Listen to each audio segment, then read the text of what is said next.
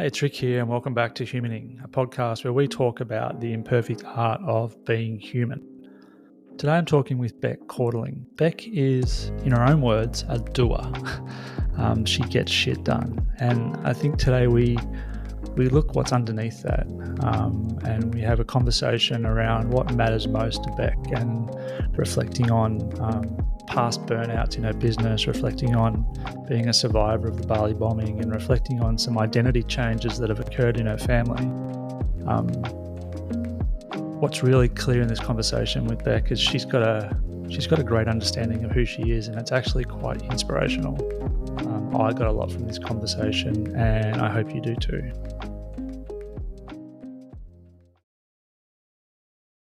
Bec Corterling, welcome Hello. to the podcast. Thank you for having me. What a bloody pleasant surprise. Yes, it's new for me, so bear with me. But yeah, I love being honest and true. So yeah, it's right up my alley. Yeah, and I think I actually want to start just a little bit by you're a really good friend, long-term friend of Joe, my partner, and that's kind of how we've met. Yes. And we were talking about you the other day. I'm like, why hasn't Bec been on the podcast? She would be perfect. I've got lots of stories. So it was just this realization of like, oh. And then I shot you a message and you were like, hell yeah, let's do it.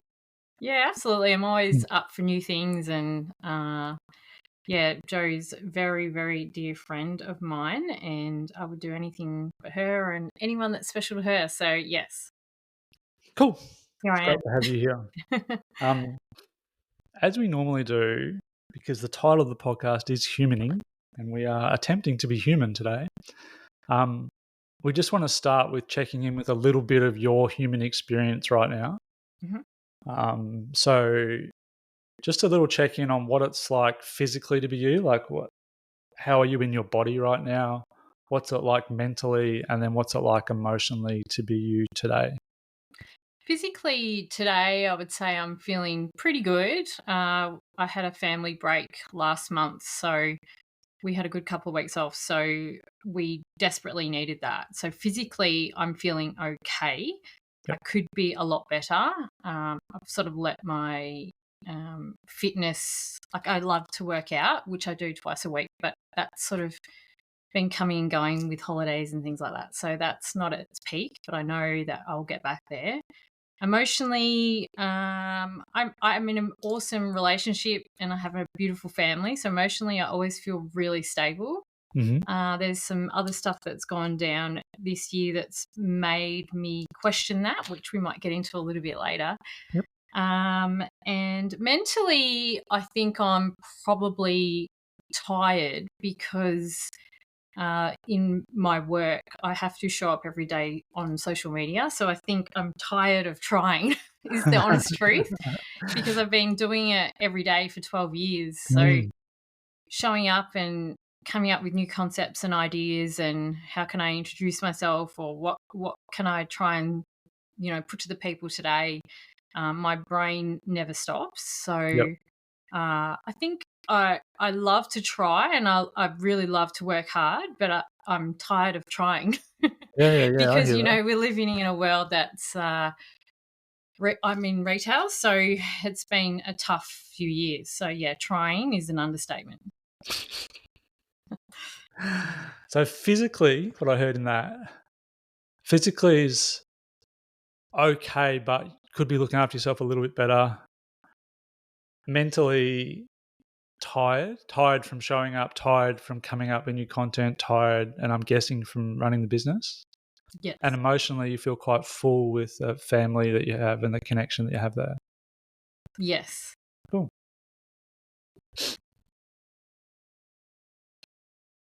I'm pausing because I feel like I have questions, but I'll do my check-in and then I'll come back. Yeah, tell us how you're going. I'm knackered. Physically, I am tired, and Joe and I flew down to Melbourne last weekend to run the last weekend of our Making Space program, and it was amazing, and it was deep and meaningful and rewarding, and I have an emotional hangover from being in that for 2 days. So feeling a little bit cooked physically, just haven't slept well for a while, and just generally feeling a bit just a bit fatigued. Came home yesterday afternoon at 3:00 and had men's circle start at 5:30. So there was another 3 hours of whatever that Yeah. looked like. So today's a little bit of like picking myself off the floor and resetting, and so physically feeling tired, mentally feeling like I've got maybe like 15 tabs open. And it's that thing of like, oh fuck, have I done that? Have I done that bit for that tab, and then going over there and going, oh, don't forget that tab. And I feel like my computer screen it's about to shut down because there's too many tabs open. Yeah. So I you're think a nodding. lot of people can relate to that one. Yeah. And I think with that, I was sitting at the airport yesterday, and I am attempting to be a little bit more present on social media at the moment. And the thing that was alive for me was like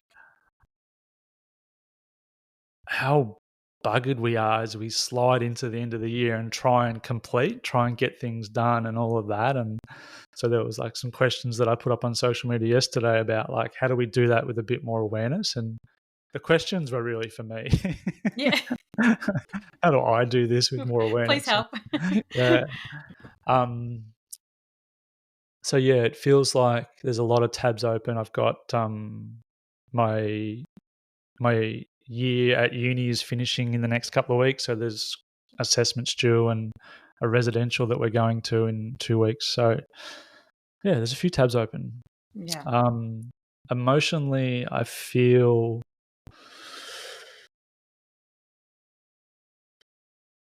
a little bit of pride that Joe and I managed to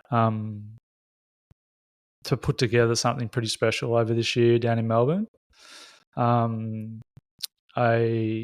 feel a little bit of a sadness because one of my dear friends is going through a pretty big mental health situation at the moment. So I spent some time with her this morning. So there's a little bit of sadness there around her, especially hits hard when it's like someone really close. Yeah. And yeah, I have a little bit of excitement just around being home and not having to go anywhere for a while. Yeah.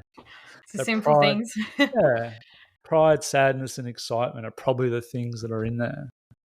Yeah, awesome. So I want to kind of come back to what you were talking about with the tiredness of showing up on social media. Can you tell me a little bit more about that? Look, it's I have a love-hate relationship with social media because it's so funny. We use social media to connect, but it's one of the biggest things that's disconnecting all of us. So it's the biggest oxymoron, if you say, because we're using it to connect, but we're losing people because they're not having conversations and they're not meeting up with people to have coffee or telling their true Mm. feelings. And I'm fully aware of that. And I try and be as honest as possible in my conversations or the stories that I'm having online because I don't want to be fake. I want to be true to who I am. And, it's understanding what people want to hear too. So it's like, do I tell them this? Do I give them this information? I'm Mm. doing it to run a business, but at the same time, it's a part of my life, and people want to know who they're buying products from. I've been doing it for 12 years, and so they know that I'm genuine. They know that I'm here. They know the styles that I'm going to pick. But you're being compared to every day to other businesses, other boutiques. The amount of times I hear that and the comparisons. At first, I used to really struggle with that. Yep. But now I'm like being me and myself and picking the clothes that I want for the boutique and the business and the website is a part of me. And if you're going to copy that business model, or if you're going to do that, or you're going to compare me to someone else, that I'm totally okay with that Yep. because I'm being true to myself. Mm. But the social media part is hard because you want to keep things close to you as well. But that's the kind of stuff that people want to know. Yeah, yeah, yeah. That's quite the contrast, isn't it? It's like it actually came up in Men's Circle the other night. It was like there was a guy that's like, I want to be more connected, but I don't really want to share. Yeah. And it's like this stuck in the middle of how much do I give versus what do I get on the other side if I don't? And Yeah. I'm And just I'm sorry, you go. so blessed to have had social media because Mary Lee would not have been here without it. Yep. I literally started with 2 followers on a Facebook page, in a bedroom putting clothes on a mannequin. So, you know, I'm so grateful to this connection because Yep. it's created my business. But in saying that, I've put in the work every single day to keep the connection alive 12 years later. Yep. And then what's the impact of that doing that every single day? What's the impact of that on you? It's probably the first thing I think of when I wake up and the last thing I think of before I go to sleep. It's like, what's going to be in content? What am I going to share tomorrow? And I don't necessarily want to have to sell. I don't, I know it sounds crazy, but I actually don't enjoy pushing products and selling. I Yep. enjoy telling someone they should have this jacket on them because the fit's great and the color's going to look great on them, and the style won't go out of fashion and it's a great price point. I Yep. like that part of it rather than trying to sell. But to run a business, I have to sell and I have to make money, Yeah, yeah, because yeah. there's no point in doing this if I'm not doing both. And then if you're thinking about that when you first wake up and it's the last thing you think about when you go to sleep, what's the impact of that on your world? Look, I'm a doer. I'd probably say I'm pretty highly strung, I'm a but doer. I think I have to be that way inclined to do what I'm doing. Mm. I like to be busy. I like to work. I enjoy working. I like providing for my family. Yep. So I try and bundle that together when I'm making the decisions for the next day. But let me tell you, when you're having, your kids sick, waking you up in the middle of the night, you've got, staff that have got issues going on and you're trying to work out who's going to open the store. I've got a delivery arriving at the factory and I've got no one there. I've got to pick kids up from here, there, sporting activities. So it's like it's trying to go, okay, once I've done that post, I can breathe for a little bit. And then look, I'm sure there's people going, why don't you pay someone to do it? And I still have to use my brain power and photography or videos and then Yep. hand it over to someone else. So that's not changing that mentality of, what am I going to do for content? Yes, Mm. they probably tell me what I could do and help with that process. Yep. But yeah, that's something I've chosen to keep to myself, and keep it genuine and authentic. And I don't know how long that will last in this world of paid ads and all of that type of thing, but I will keep going until I can keep going. Yep. I get the impression that having control over that is important to you. Yeah, absolutely. We all scroll. That's a part of what we do.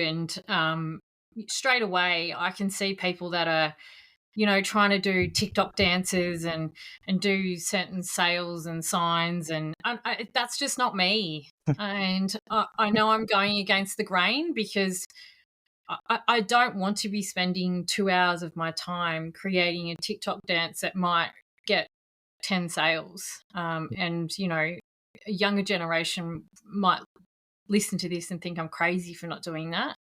But that's just the point in my life that that's not who I am. Mm. Ideally, I didn't even want to be behind the camera. I wanted to be behind the scenes and just run it. I can relate. That was never a part of the plan. It was mainly when COVID happened that it was either, shut down Mary Lee, or I get behind the camera and start doing everything myself and, and give it a go that way and keep it going. Yep.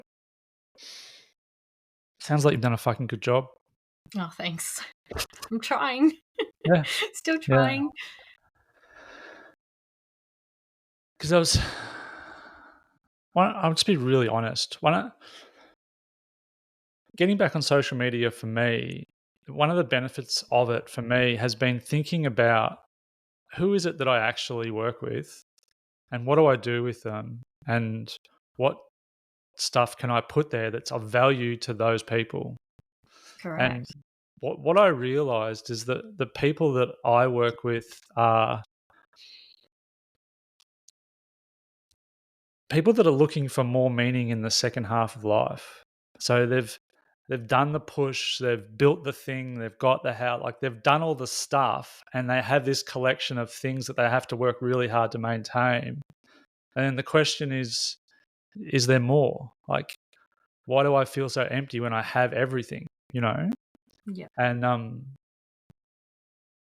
I kind of look back through my clients and the people that I work with, and that was the common denominator of like kind of midlife dissatisfaction. Mm-hmm. And it's really helped me try and have some angle with my social media.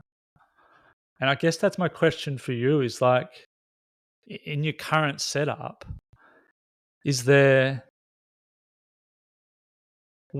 where's the meaning for you? Where's the part that gives you meaning?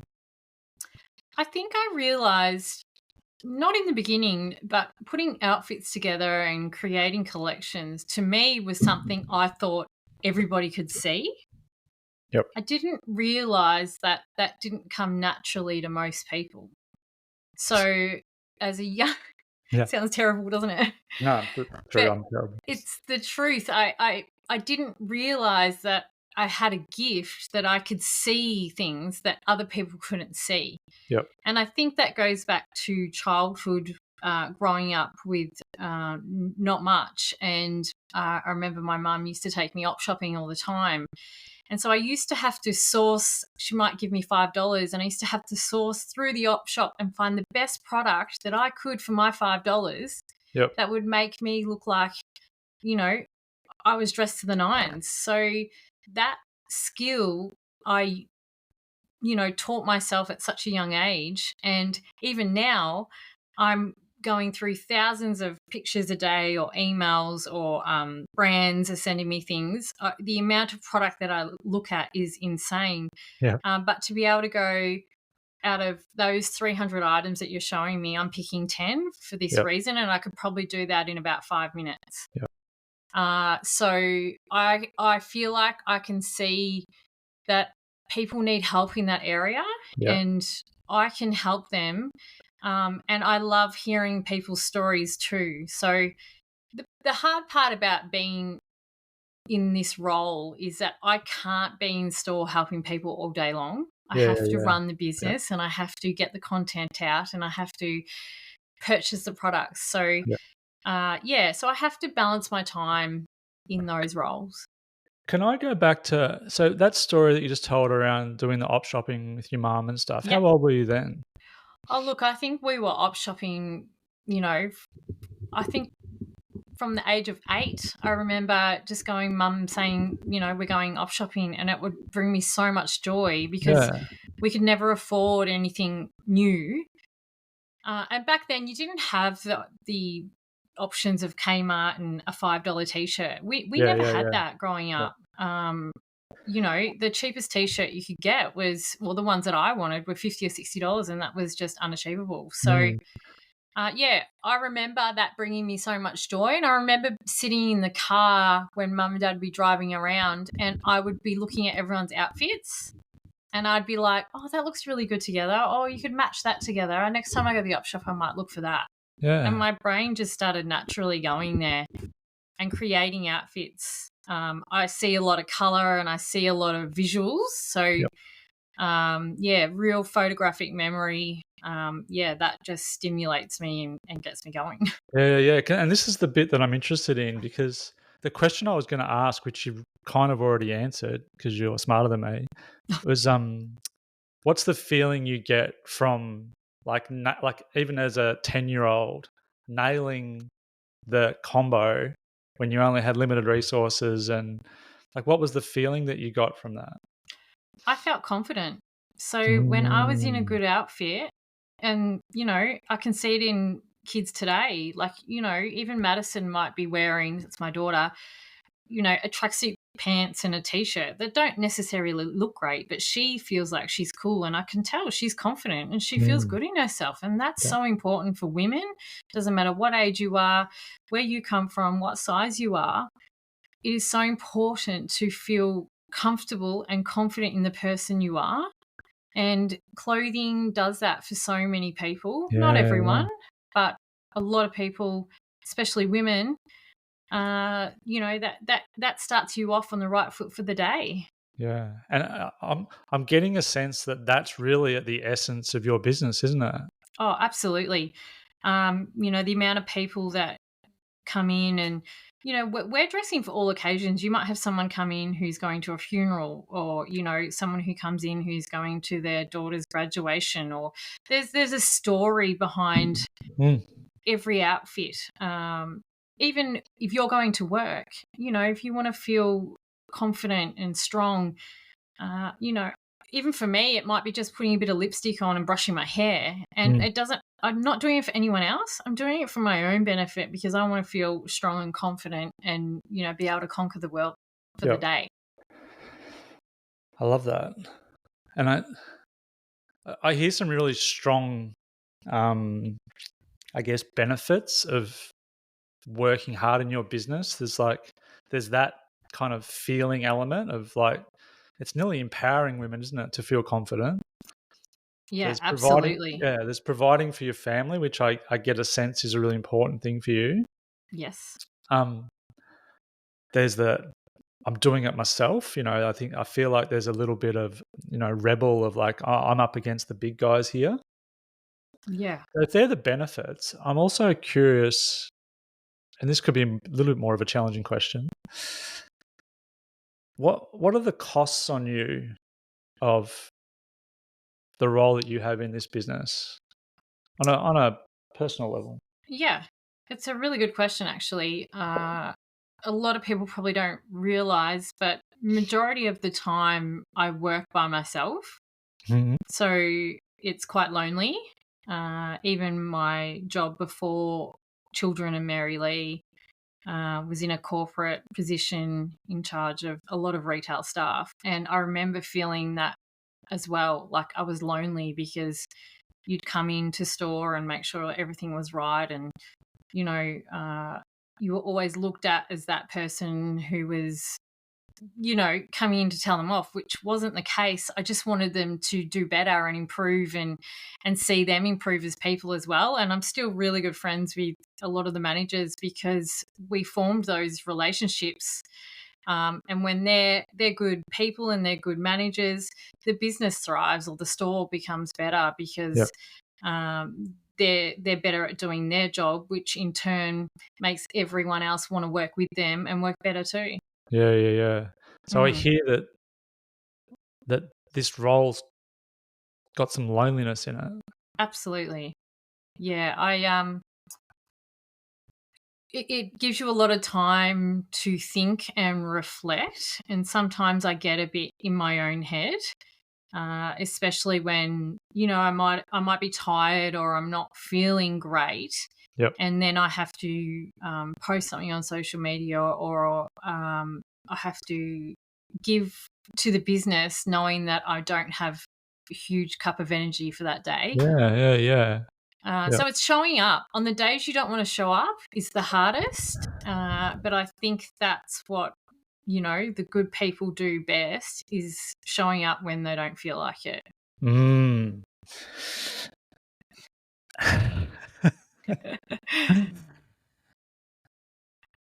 That just that comment just activated an old part of me. Yeah.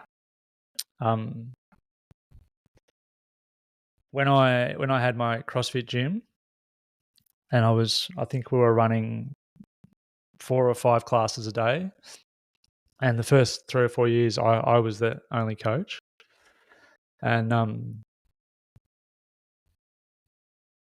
it was not negotiable. It was show up at all costs, and it was a public facing role at 5:30 in the morning and at 8:30 at night. Mm. And what I got really fucking good at was putting my mask on. Yeah. Yeah. And the show must go on, you know. Yeah, and And that's really difficult. yeah. And I think this is the bit, like you just mentioned it there, and it was that part of that what makes a good business owner. I also think in my case, it was because I wore that badge so aggressively, it was also my downfall. You know, Yes. like there was no, um, I didn't put myself first in any capacity. It was like, this business has to be sorted. No, there's no space for me. Yeah, and I And think mm, like even this year, I've changed a couple of things. I've given myself a day off, which I've stuck congratulations. to, which I'm really proud of myself. Mm, It's not easy to do because every part of you, like, I've got a list that's got 100 things on it, or I've got emails in there that are, I've got thousands in there. So, there's always something to do. So it's just working out, when do you stop? So I've learnt, through burnout, and I had a time there. I think it was just after COVID that I had been diagnosed with chronic fatigue. So yep. we had learnt that I was pushing myself too far, and even in my past role, I remember my boss saying to me, "Bec, you don't have an off switch. It's awesome for us, but I would stop and I'd break out in hives like the size of dinner plates because I just work, work, work, work." And I took Yep. pride in the work that I did, whether I'd work for myself or someone else. Yeah. I took pride in my job, and I wanted to impress, and I wanted to work really hard, and I wanted to do the best I could because I was being paid to do a role, and I Yeah. wanted, Yeah. Yeah. I want to just pause you on that bit and just yeah. ask a question about it. Like, what was the story in there that was driving that? What was the story about you that you had that was driving that? I think growing up, I didn't feel like I was super intelligent. Like at high school, I was never the naughty kid or never in trouble, but I was never top of the class. Mhm. I was heavily involved in PE and sporting clubs, Yep. and was actually studying PE teaching at uni, at Deakin University. So that was, where I thought I was meant to be going in life. And I think I had to sort of prove to people that just because I wasn't the smartest person in the room didn't mean that I couldn't help people or make money or run a business. So Yep. I think sometimes we just have to think a little bit differently. So I think I was probably always trying to prove to people that, yeah, I'm not the smartest, but I can still do something really well. And I Who, think that's a really good story. yeah, fully. Who are you trying to prove it to? Yeah, good question. I think to myself, because Mm. my parents were always so encouraging me and so proud of me. They were always so supportive. So it wasn't that. I don't know whether it was teachers, but just I think I'm really harsh on myself. And so me seeing that I wasn't top of the class in everything, I probably put that upon myself. And I see that a little bit in Brody. He's really hard on himself, my Yep. son.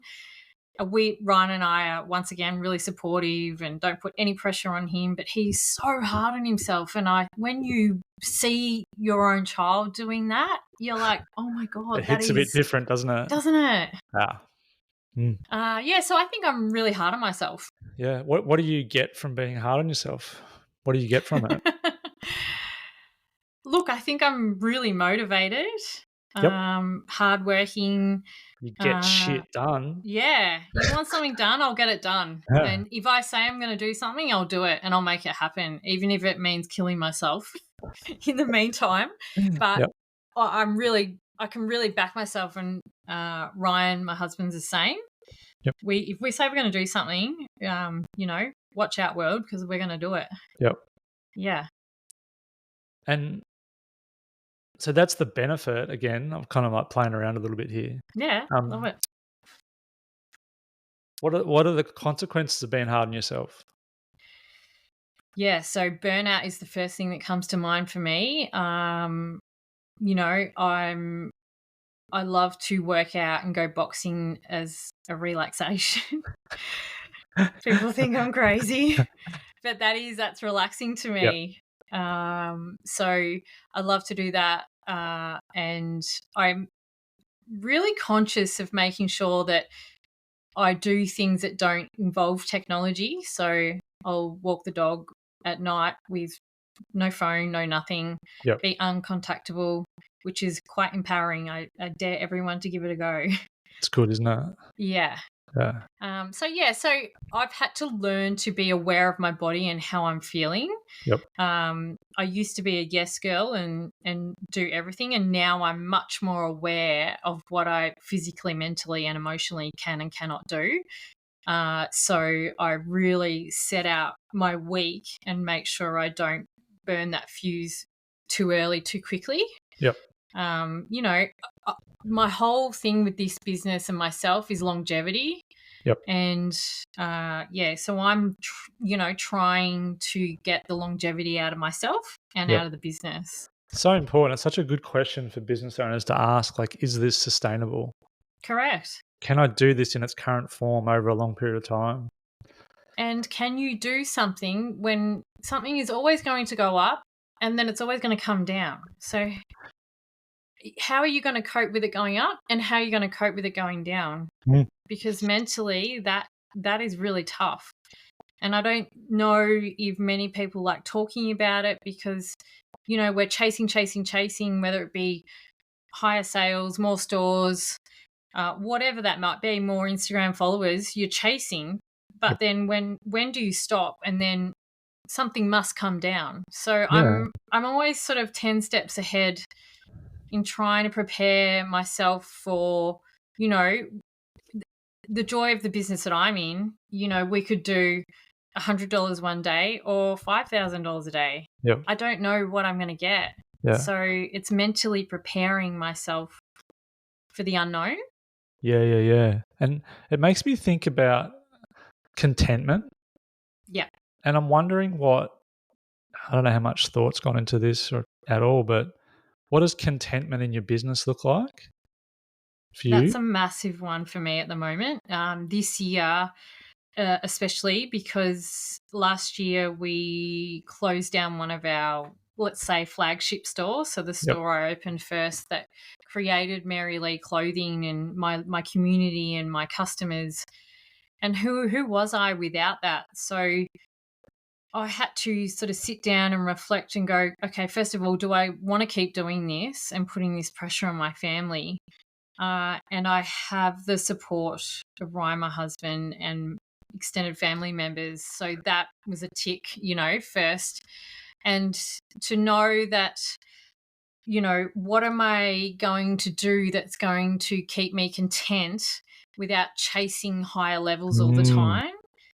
And so I knew I wanted to have a bricks and mortar store, and I knew I needed an online presence, and I knew I had to keep health and fitness a priority as well. So it was a matter of, getting a bricks and mortar store that wasn't in a shopping center, that I didn't have the pressures of shopping centers.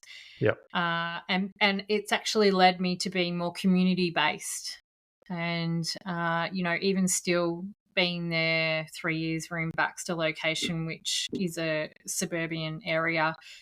And the conversations and the people we meet, and we still have customers that drive from many suburbs to come and say hello. You're creating a different connection and a different community, and that is really rewarding in itself. And I've learnt that, okay, I might not have 10 stores, but I have an amazing marriage, I have an amazing family, and I have a beautiful home, and I'm so happy and I'm so content. And that I'm breaking down slowly to make myself understand that's I'm at the peak of happiness. I'm so blessed. Yep. Yep. And if I can sell some things and have a great group of staff and women, that's a bonus. Yep. Yep. Nice. I'm thinking about the pride part, Yeah. making myself proud. Has what that looked like changed for you over the last little bit? Like you mentioned with the store, the restructure and the different focus. Like, what does making yourself proud look like now?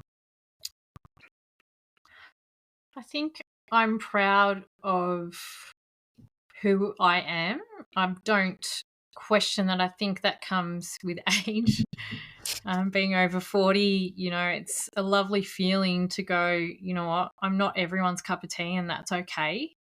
I'm living my life with good intentions and integrity, and I can live each day knowing that that's genuinely what I'm trying to do.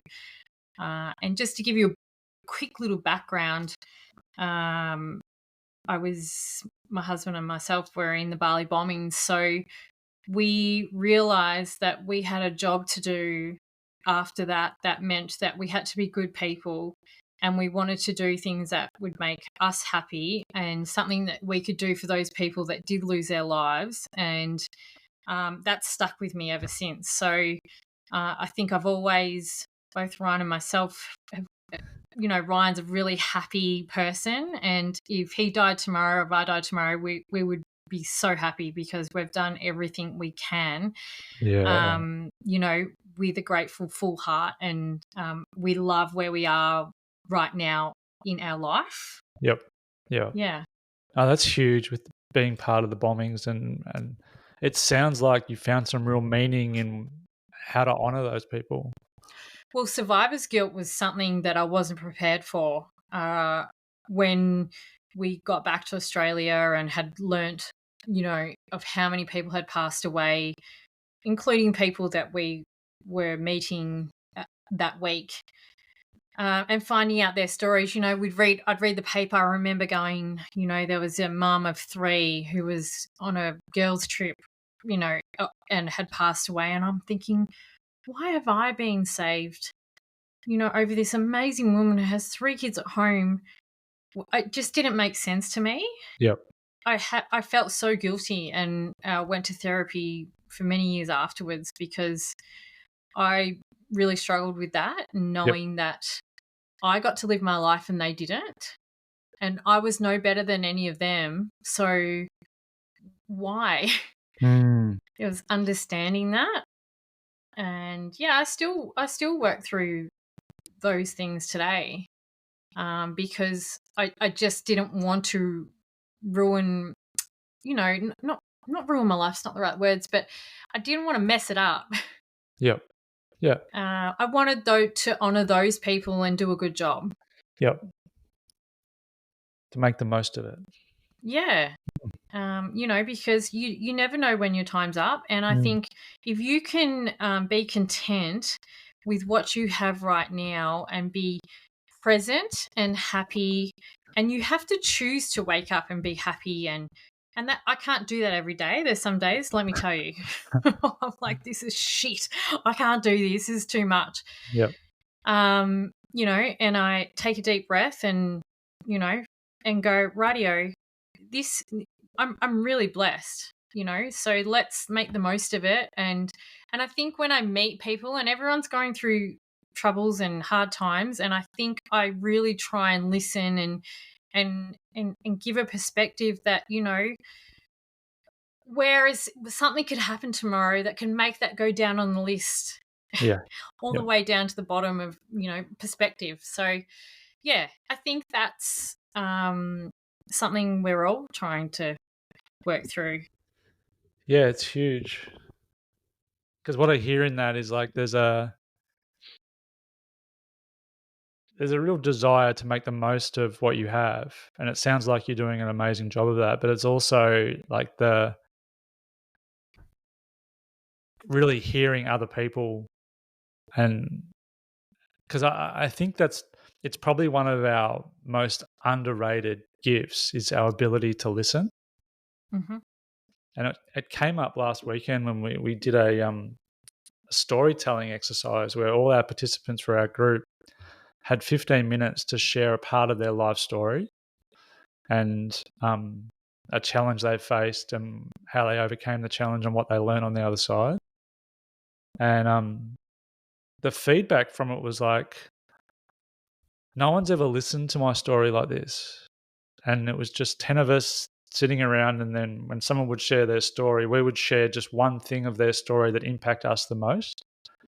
And it was so simple, but it was so cool to see people be like, oh, you hear me, you really get my story. So it was just a real unique opportunity to sit with people and kind of give them evidence that they can be heard, that it's okay to tell, it's okay to speak, and it's okay to listen to someone deeply. Yeah, it was wild. I'm still a little bit taken aback by it, but I think it's really interesting too that everyone has a story, yeah. and I love working out why people are the way they are. Mm. There's, there'll be a trauma, or there'll be a great story, or something that's happened in their life that's, made them the way they are now. And that's not necessarily saying that they don't want to improve on that, but if you can understand why people are how they act, and maybe even in social circumstances, how you see some people standing in a corner of a room and other people thriving in that environment. Yeah. Everyone's different, and that's okay. That might fill your cup, or for other people that's really draining, depending on your personality and what that brings. I think we need to be more understanding of how people operate. Yeah. It's funny, like we have a no fracking rule in our group, and that's the no fixing, rescuing, advice, Yeah. caretaking. And it's such an interesting one because when we presented that to the group in the first weekend, one of the participants, she's like, "Well, I'm out because that's all I do." Yeah. But I think it's a really good example of what blocks real listening, because instead of actually listening to what's being said and feeling what's being said, people are already in their head working out what the solution is that they're going to deliver when that person stops talking. And it sounds so, I don't know, it sounds overly simplistic, but when we ask the guys in our group, what's been the biggest impact this year? Like, what have you really got from this year? Um, Getting better at not fracking other people was probably the number one thing. And the freedom that came from, it's not my job to fix or rescue you. And then realizing there was a whole bunch of dynamics that they had created where people expected them to fix and rescue them, but instead be able to just listen and to be with and to be curious with, rather than to be, not accusationary, but to offer suggestions kind of thing. Well, even I say this to my staff. I say to the girls, listen to what people are saying, because they have a story to tell, and the way of the world now is that you don't receive customer service anymore. You have to scan your own items in a supermarket, and you have to use robots, or you have to speak to a robot on the phone. Yeah. So if we can create a space where people can come and talk, we're not going to fix their problems. We can't, but we can be a place where they feel safe to open up and say, I'm feeling really uncomfortable with my weight at the moment. this will lead to that, and I'll be like, cool, why don't we try this top, or something that's going to make you feel comfortable. So I think it's really nice for my girls to see that everyone has feelings and Mm. everyone is going through something every single day. So Yeah. including the staff. So I Yeah. think it's Yep. it's hard because people come in and want this amazing service, and they could be getting calls from the school that day going, you need to come pick your kids up, and they're Mm. stressed, and there's always something going on. So I think we just all need to be, as a society, a little bit more lenient into how people are actually coping. Yeah. I hear that. And it's kind of cool to think about, like, when you said about the customer service side of life is just disappearing. There's Yep, just new ways for us to do our own shit all the time.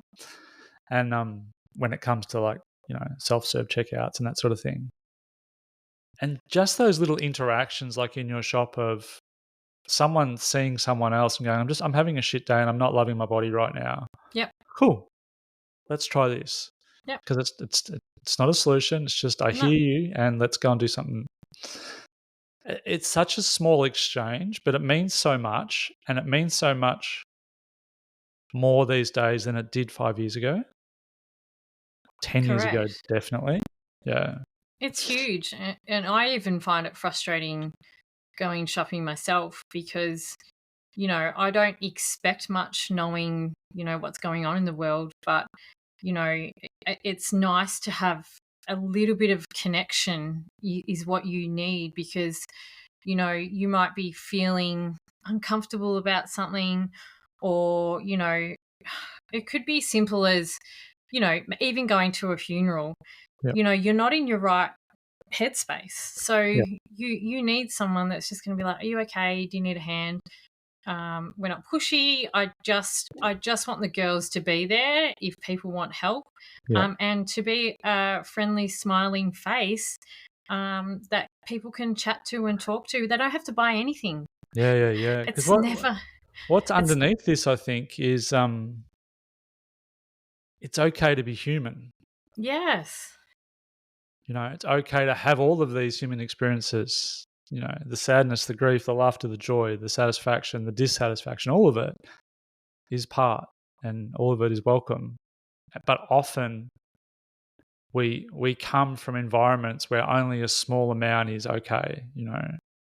I've said it on here before. Like, I grew up in an awesome household, but it was happy or neutral were the preferred options in regards to emotional yeah, spectrum. And that was kind of, we just adapted to that. yeah. So this idea that it's okay to come in and not feel great, and you'll be welcome. And 100%. mm, And I think it's the acceptance um, of anybody coming in. We had a lady come in yesterday who was deaf, and Sarah, one of my staff, can sign language. perfect. And oh my God, it's one of those moments in time where I was like, you know what, my job here is done. I am so happy with today. Watching that interaction, Yeah. I had tears in my eyes, and I was so proud of Sarah, and the lady was so grateful and thankful. And she's like, I'm coming back. And, I can't even remember. Yeah, I think she might have purchased a couple of items, but, that will stick with me for life. I will Yeah. never, ever forget that. And they're the little flag in the ground moments of, like, can I see the beauty in this day and not just focus on the tiredness, the showing up, and so, like, all the other stuff that's involved. Can I see that bit of beauty and hang on to it? And I think it's really important to be able to do that, because we're not very good at it. Oh, and it doesn't matter what type of job you have or where you are, if you can just see the beauty in the small things, Mm. I think that goes back to being content. If you can find beauty in something small, it might not be a huge event, or, getting married, or, Yeah. it's just something so small, then that creates the gratitude that we need to continue on for, the rest of the week. Yeah, that'll get us through. Yeah. I want to come back to you. Yes. You mentioned in your check-in that there's been some challenges. Mhm. So I just want to circle back and give an opportunity to share a story. Okay. What's challenging for you right now? What's happening? So the start of the year, I haven't publicly spoken about this yet. So, I only have I 3 listeners, so you'll be fine. okay, that's good. Yeah. I'm very intrigued about my family history and my DNA. I'm married into a Sri Lankan family, and my children, let's just say, probably don't look Sri Lankan. So I figured there were some family genes that were quite strong in my side of the family. And my mum really didn't know much about her family past and had been quite traumatic. So I think she really wanted to leave that alone. So, Mhm. yeah, me, who's always intrigued and needs to know everything, was like, oh, this sounds fun. I'd seen a couple of people.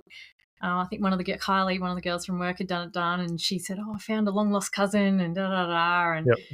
but for me, I was more trying to work out where I came from and the regions and countries, and yeah. So little did I know that my life was about to change in one of the most dramatic ways possible. So I'd done the DNA test, and in that time, my mum had come up to me and said, we need to have a conversation. And I was like, okay, cool. And she said that there was a possibility that my dad, in fact, might not be my biological father.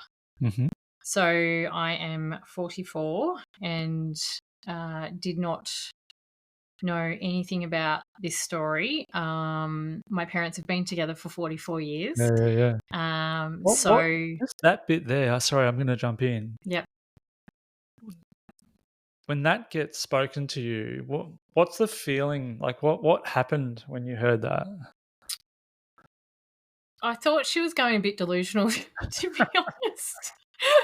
I was like, Mum, do you realize what you're saying? Like, I don't think you understand what a DNA test is. Like, I just was like, what do you do? What do you mean? I thought, and obviously it's a really sensitive topic for her. Mm. But when my parents had met, they just started seeing each other, and my dad had gone away over New Year's for a couple of weeks to go work, and they hadn't decided whether they're going to be together. 2 weeks later, he came back, and they've been together ever since. But within that couple of weeks, they obviously weren't seeing each other. So my mum had seen someone else. So it was only a one night thing. So she sort of said to me the chances of it coming back were maybe 1%. I'm very close with my dad. I'm got 3 brothers, so I'm his only girl. Yeah, so I sort of at first was like, this is absolutely insane. Don't be ridiculous. Yep. Feels like an And appropriate response. then just everything started going through my head. So I was like, what do you mean? Like, so does that mean someone else could be my dad? Is it someone that I know? Are they dead? Are they alive? Do I have other siblings? And then I'd be like, oh, hang on a minute. No, stop yourself. I don't even know the results yet. Yeah. Like, Yep. I went into so many different avenues and deep, dark corners that you could imagine. Yep. So it was really hard to stop myself from thinking of all the what ifs. So anyway, we got to the results 6 weeks later, and had put the kids to bed and opened up the email. And not only did I find out that my dad was not my dad, I had a complete 100% match with a name on my screen of who my biological father was. Fucking hell. So I think in that moment I collapsed, and didn't know what to think or feel. Mm. I think I wanted to vomit because there was a name there. So I Makes it didn't real, doesn't really it? understand how Ancestry.com had worked. Yep. I was, obviously had just done the kit and had signed up, but then to actually sign in and I think it was the first 10 names that came up on my matches were all people that I didn't know. Yep. So it was really confronting. Yeah. So So from that moment when you're sitting in front of your screen and you realize that this is happening, what were the next steps from there? well, you get the name and you start Googling the shit out of it. You're like, oh my God. Like, I had to look, I had to be the one to ring my parents and Yep. tell them. And that to me, I don't think I could get the words out. Ryan was helping me, get the sentence together. But to have to tell my dad that I was in fact not his biological daughter was one of the hardest things I've ever done in my life. Yeah, that's really big.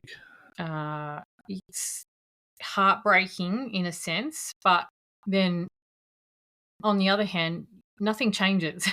Yeah. It's really hard to get your head around it. So, so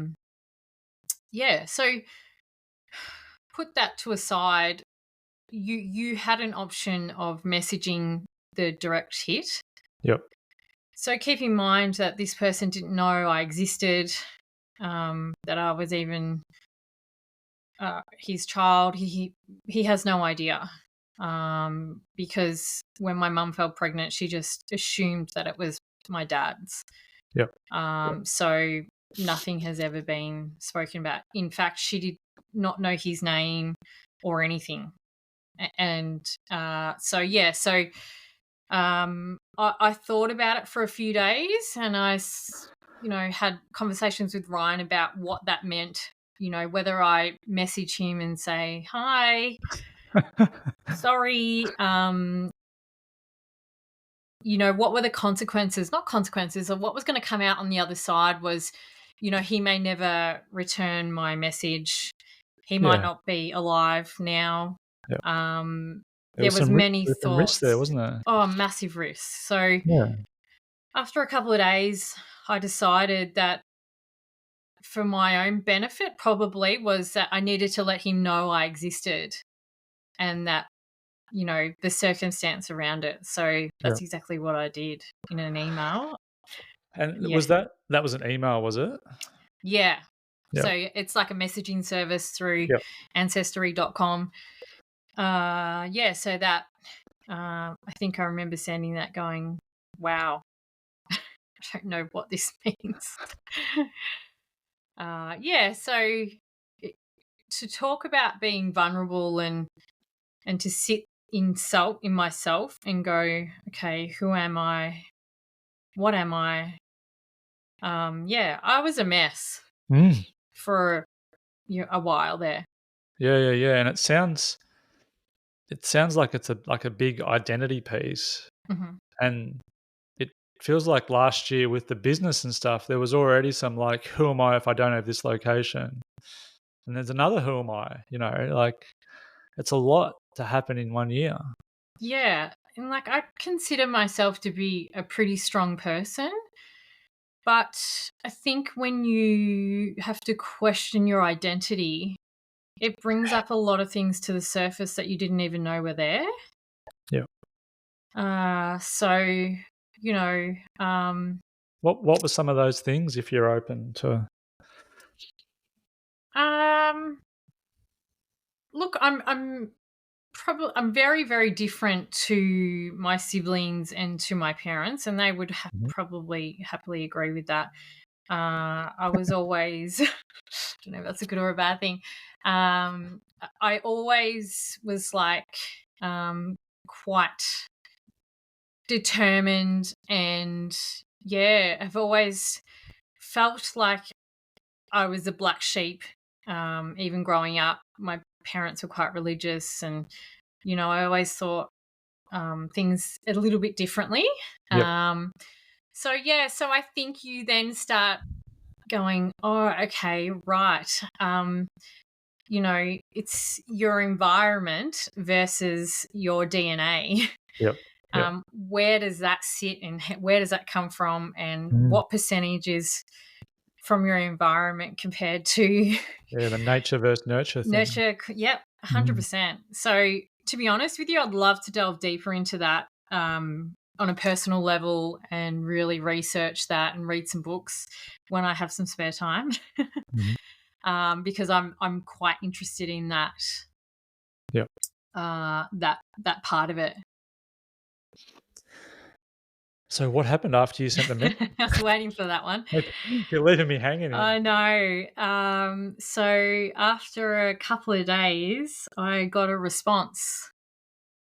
I nearly fell off my chair.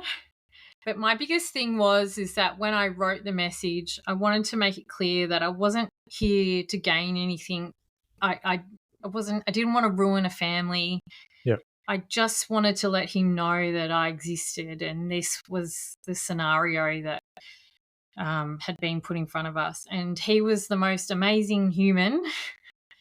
The response I got was one of the most comforting, relatable. I think I cried when I read it, and I'm not a crier, Astro, but I think I've probably cried twice a year. I almost feel like there's something wrong with me because I don't cry. So when I read that, I had a moment of peace in my heart because I knew he was also finding out that he had a 43-year-old woman who was his daughter. So I can't imagine the feelings that were going through his mind. And what that means for him and his children. And so there's a lot to unpack because this involves so many people between my family, my parents, my siblings, my children, Ryan's family, everyone involved, his family, his partner, his children, his mum and dad, if they were still alive. I didn't know whether I'd have grandparents. There was just so many facets to it that needed to be unpacked. Yeah. And we're still unpacking. That's a serious life-altering experience, isn't it? Yeah. It's huge. I didn't realise the impact it was going to have on me in terms of questioning people's, I find it really hard to trust people because I just don't, I sort of, I felt bad for mum and dad in a sense because this is not the outcome they wanted, but it is what it is, and I have to move forward, and I wanted to try and do this the best way that was respectful to them and respectful to my biological father. So so I decided that I was going to meet up with my biological father, and I nearly couldn't get out of the car. Yeah, I imagine. I can pretty much do most things that are uncomfortable. I like to do uncomfortable things, but that was tough. That was a different level. I was sweating some bullets. Yeah. I was probably more worried that, was this person going to be, I don't know, a drug lord or, someone I didn't like. Yeah.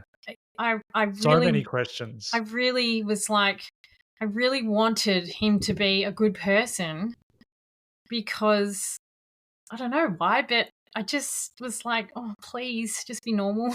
And I think the first thing, I love a glass of rosé, and so I'd ask the lady to give me the biggest one available when I first went into the cafe.